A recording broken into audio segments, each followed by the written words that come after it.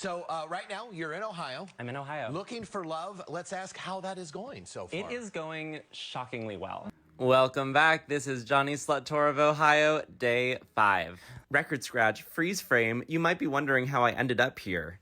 The actual story is pretty boring. My friend Hannah, who you saw yesterday, she and I were texting before the trip, and I asked her about appearing on a morning show, and she said, I work at one.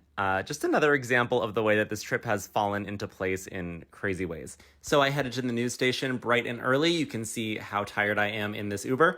And here's the lobby of the news station, very swanky. I was definitely excited, but also nervous. And basically what was going through my mind at this point was just don't say the word slut on air. Don't say the word slut on air. Katie and Phil were both so nice to me and made me feel very fancy. A few moments later, we were live. All right, our next guest is trading palm trees for Buckeyes, and not just for the fall colors.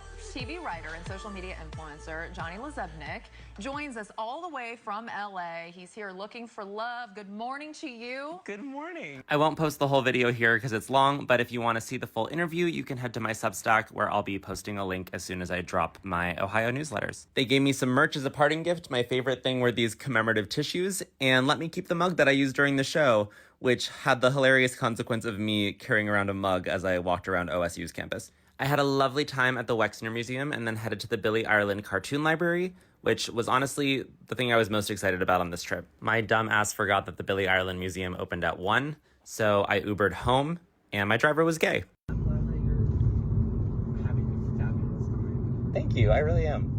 Very slay.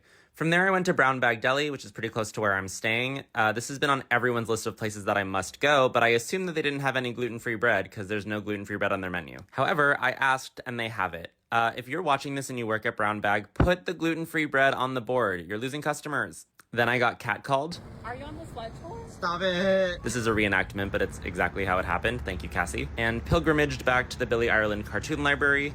Here's me with my date for the day. I love cartoons, so this museum really hit for me. If you haven't been, it is free and I highly recommend it. If you don't know, the creator of Calvin and Hobbes, Bill Watterson, grew up in Ohio, and the museum definitely focuses on Calvin and Hobbes, which was amazing because Calvin and Hobbes is probably my favorite piece of media ever made. There's even a Calvin and Hobbes embroidery that hangs in my office. Getting to see his original pencil lines was a religious experience. There were several things in the museum that reminded me of my trip, specifically this, and this, and this. They had a station where you could trace existing cartoons and add your own captions, so I made my own comic. And then took a lovely walk through OSU's campus. Go Buckies. Did I say that right? From there, I headed to my friend Ashley's house. She lives in the suburbs, so this is really my chance to see what a true Columbus family life would look like. Apparently it looks like this. This is Max and Quinn. And we watched K-pop Demon Hunters with Ashley and her daughter. Baby, I'm doing something for Johnny. Mom. Great, we did more than enough. What's his name? Call him Cucumber.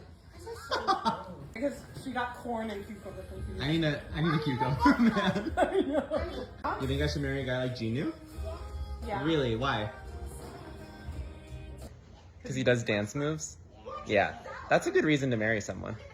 This was a very G-rated last day in Columbus, and I felt like I needed to change that, so I looked at my Instagram DMs and found one from someone who I actually lived nearby in Los Angeles. He said, you have to meet up with this guy in Columbus, he's so sweet. I said, I bet I'm already talking to him, and I was completely right. Thankfully, he was free for a date that night, so I Ubered back to Columbus and did a little therapy in the car. But now it's like, the issue is that I've been on some really good dates and I really like them, but I have to leave.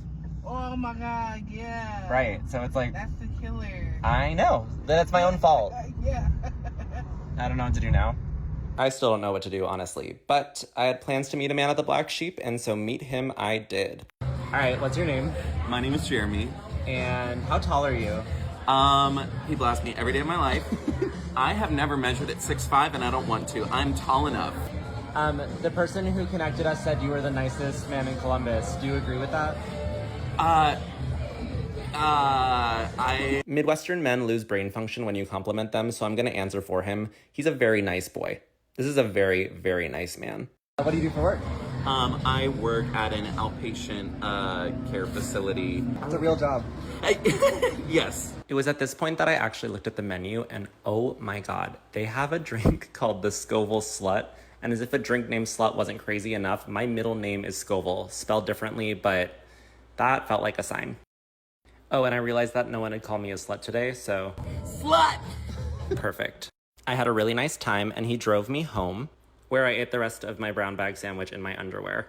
And thus ends day 5. Thank you so much for watching. We go to Cleveland tomorrow. In the meantime, per usual, subscribe to my Substack, link in bio. Bye!